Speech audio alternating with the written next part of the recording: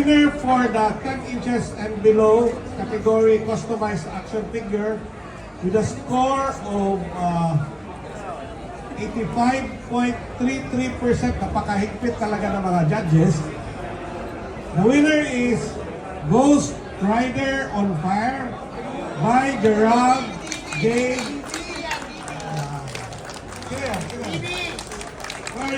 Come on down. Ikaw na naman sa sunod na Hall of Famer nito.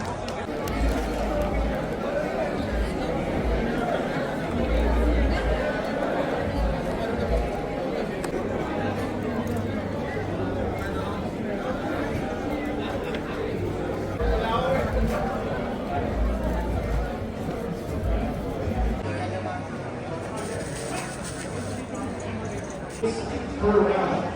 Participant will be on 0 minutes and 10 minutes. Yield allowing some concessions for those running.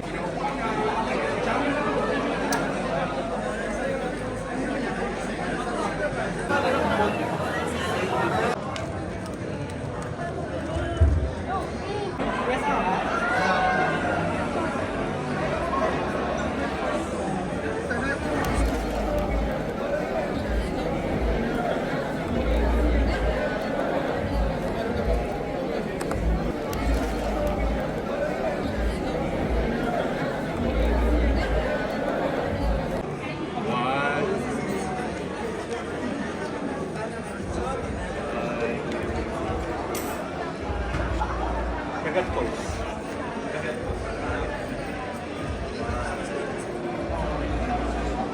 Tapos nakaabot yung mansana sa iya. Ikaw, di ba ako? Yung bata. Dragon. Oh, Dragon. Parang yan, magugustuhan ko daw.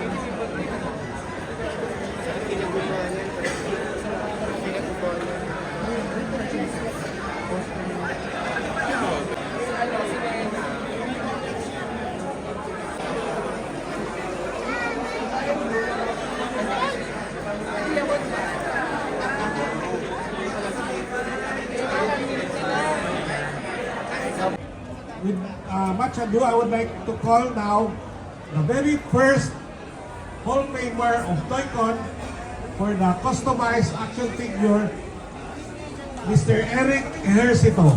Eric, please accept this award for being the very first Hall of Famer of Toy-Con. Thank you.